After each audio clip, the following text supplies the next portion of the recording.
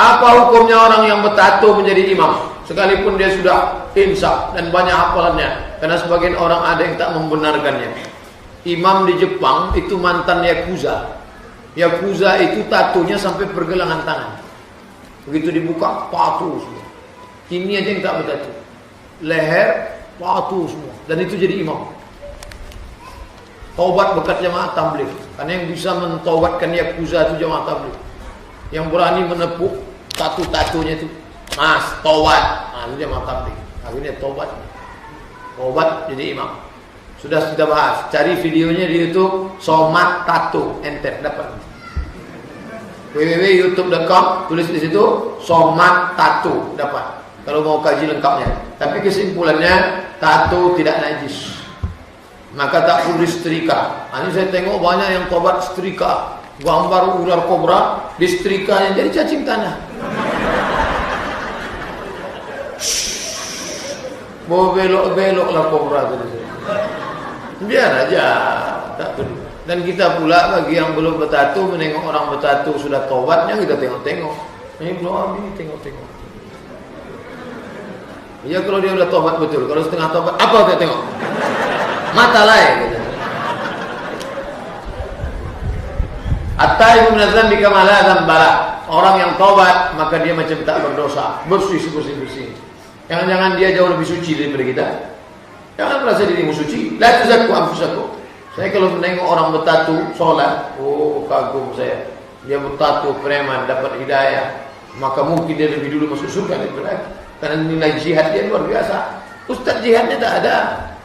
Lahir di tengah keluarga muslim, muslimat, keluarga beragama, tak ada jihad. Dia berjihad luar biasa, melawan narkoba, melawan lingkungan, taubat dia, maka dia jauh lebih mulia daripada kita. 2. Apa hukum membuat gambar di badan tato? Apakah ini haram? Jelas ini haram. Ya, Rasulullah SAW mengatakan, la'anallahu al-washimah wal mustawshimah. Dilaknat oleh Rasulullah SAW wanita yang bertato dan wanita yang menatokannya. Ya, karena biasanya dengan laik supaya alisnya nyentet.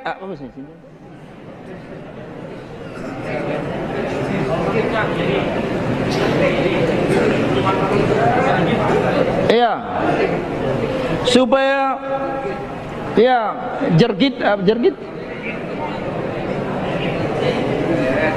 Iya, bahasa Indonesianya supaya kelihatan genit. Al-Mem sudah ya, supaya ditato alisnya. Ini haram. Rasulullah mengatakan la'anallahu atau la'ana Rasulullah sallallahu alaihi wasallam al-washimah wal mustawshimah. Dilaknat oleh Rasulullah sallallahu alaihi wasallam orang yang wanita yang bertato dan yang menatokannya. Dua-duanya dilaknat. Apa laknat itu? Al-la'n dalam bahasa Arab at-tard wal ib'ad 'an rahmatillah, diusir dan dijauhkan dari rahmat Allah. Orang yang bertato dan orang yang menatokannya. Lalu bagaimana kalau dia sudah bertato? Tobat kepada Allah. Apakah harus dihilangkan tatonya? Jangan dihilangkan. Karena menghilangkan tatonya ini lebih parah daripada membuat tato. Lebih sakit daripada membuat tato, menghilangkan tato. Dan menghilangkan tato ini merusak tubuh. Tubuhnya rusak, kulitnya rusak. Ya. Kalau mau menghilangkannya dengan cara yang mahal caranya. Ya. Sakit juga, tapi mungkin tidak terlalu membekas di tubuhnya. Jadi tato ini adalah haram. Wallahu ta'ala alam. Kalau bapaknya sudah pakai tato, besok ibunya akan ikut-ikutan pakai tato. Dan sekarang na'udzubillah, tato ini sudah menjadi tren. Gadis-gadis sekarang Masya Allah tanpa malunya mentatokan kiri kanannya. Awalnya dari apa? Dari serangga ini. Itu berawal dari serangga. Meniru karena banyak di TV film India. Sinetron India ini ditiru sampai anak-anak kita yang kecil beli bikin gambar-gambar serangga di tangannya, pakai serangga. Berkembang akhirnya menjadi tato. A'udzubillah. Ya, siapa kira-kira mau sama gadis yang penuh tubuhnya dengan tato? Ya, tangannya tato, tulisan macam-macam. Ya, di sini ada obeng, di sini garpu, di sini sendok, macam-macam tatonya. La ilaha illallah. Siapa mau melamarnya ini? Ya, mungkin kalau bisa disembunyikan pada malam pertama dilihat banyak tatonya, ini mungkin dicerai dia. Wanita apa ini? Ya, semua isi kebun binatang ada di tubuhnya. La ilaha illallah. Kemudian tulisan-tulisannya kotor sekali. Ya, apakah dia tahu atau tidak tahu artinya dalam bahasa Inggris? La ilaha illallah. Pernah di pom bensin, saya temukan perempuan ada kata-kata sangat kotor di tatonya. Saya turun dari motor, saya tanya, tahu kamu arti ini? Tahu. Enggak malu kamu ini? Diam dia, langsung dia jalan. Dia tahu artinya sangat kotor di tatonya. La ilaha illallah. Na'udzubillah. Ini ikhwani fiddin azakumullah. Ya, jadi fitnah ini luar biasa. Ini sekarang, lalu besok entah bagaimana lagi. 3, menato, ya, juga masuk di sini laki-laki sama tidak boleh menato, ya, baik menato tubuhnya, bagian tubuh, ya, atau bagian wajah, semua sama, ya, tidak dibolehkan untuk menato. Sekarang juga ada pindah dikembangkan ke kepala, ditato bagian kepala, semuanya tidak boleh, ya, atau bagian wajah, semuanya dilarang dalam agama Islam. Dan juga sama dengan yang meminta untuk dibuatkan tato, dalam sebuah hadis yang sahih riwayat Imam Ahmad, kata Nabi SAW, ada 70.000 dari umatku yang masuk surga tanpa hisab. Tidak ada dihisab lagi pada hari kiamat, tidak ditimbang amalnya, langsung masuk surga.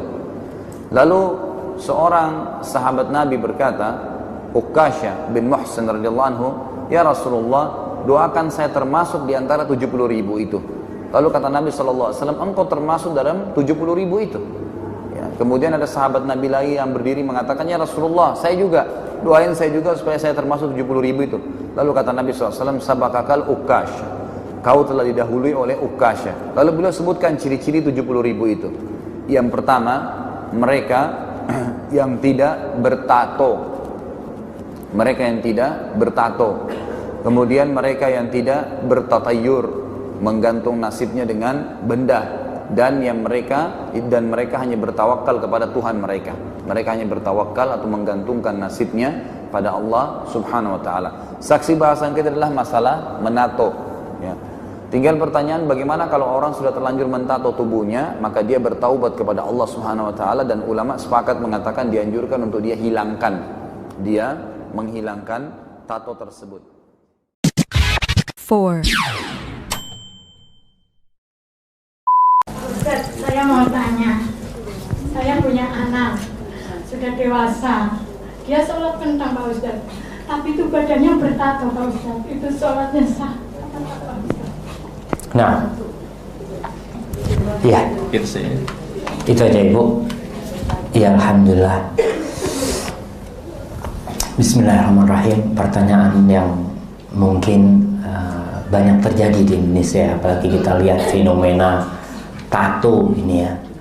Anaknya Ibu sholatnya kencang sekarang, dulu? Ya, kalau mamanya bilang sholat, dia sholat gitu. Alhamdulillah. Dia suka, kalau ada masalah sedikit, dia kayak mau bunuh diri kayak gitu loh. Tapi saya suka mendekatin ke dia, ya nurut lah Ustaz.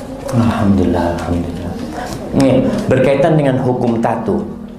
Hukum tato, kata Rasul SAW, la'anallahu al-washimata wal-mustawshimah. Allah Jalla Jalaluh, atau la'ana Rasulullah SAW melaknat perempuan-perempuan yang mentato atau minta ditato. Jadi dulu tato itu adanya di kaum wanita, bukan di kaum lelaki. Karena apa? Disebutkan oleh para ulama, perempuan nih merasa kurang. Kalau laki-laki ya udah kayak gitu, laki udah kayak gitu. Bahkan perempuan dilahirkan kurang, lelaki dilahirkan lebih gitu kan. Kalau laki lahir harus disunat karena ada yang lebih gitu. Kalau perempuan kurang, maka perempuan itu kita lihat kalau lahir dikasih anting supaya kelihatan, nih baru nih cewek nih gitu kan. Dikasih gelang, kalau nggak ada antingnya nggak kelihatan nih perempuan bang. Perempuan pakai tato supaya tampak lebih cantik. Kalau lihat perempuan-perempuan kuno, orang-orang kuno itu mungkin yang ditato alisnya, sekarang udah mulai. Kemudian kadang-kadang di dagunya nih kasih tato. Kalau berangkat haji masih ada orang-orang dari pedalaman-pedalaman tuh yang mentato. Kalau yang laki enggak, dia mentato supaya kelihatan tambah sempurna.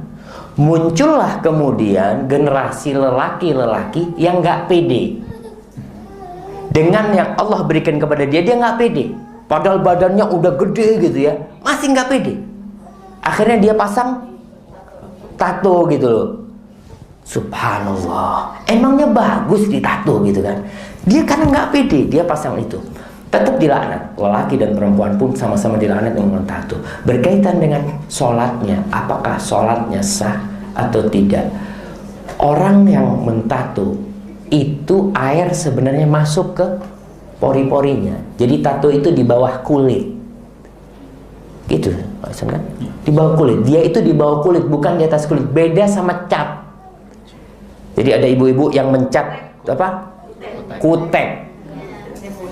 Iyalah, kutek kan. Kita mah yang biasanya dipasang di kuku ya. Itu nggak sah sholatnya. Atau yang di rambut cat ya. Tapi kalau sekedar apa namanya, hina, yang dia itu tidak menghalangi air untuk ke sana, sholatnya sah. Tapi dia tetap harus bertobat kepada Allah. Karena orang yang dilaknat itu artinya dijauhkan dari rahmat Allah. Dijauhkan dari rahmat Allah Subhanahu wa ta'ala. Maka dia tetap harus bertobat, memohon ampun kepada Allah atas perbuatan dia itu.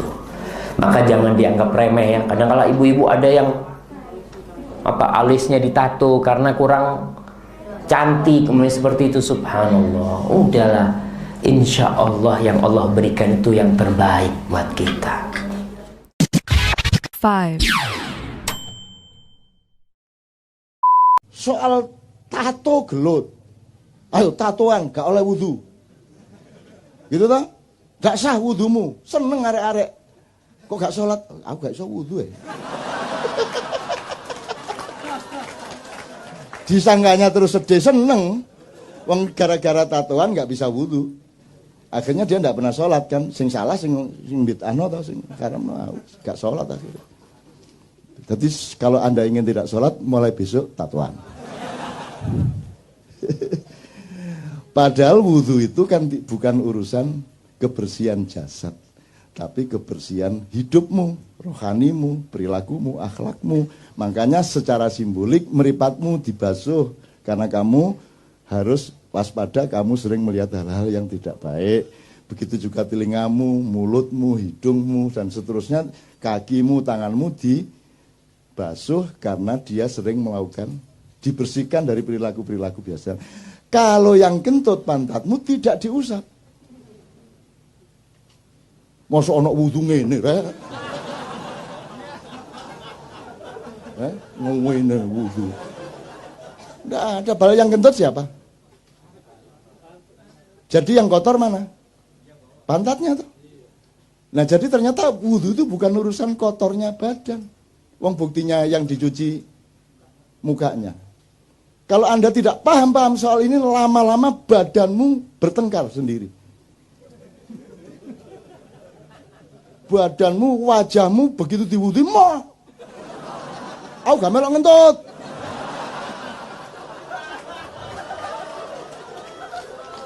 Terus ngene,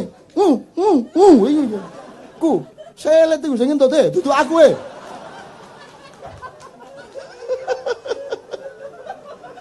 Logis ya? Jelas ya? Agama menggembirakan ya?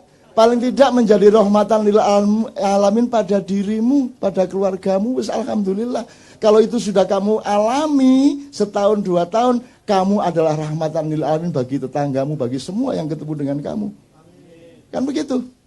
Kalau Anda sudah mendapat cahaya, lama-lama Anda menyatu dengan cahaya, lama-lama Anda menjadi cahaya. Kalau Anda sudah menjadi cahaya, tidak perlu bersinar.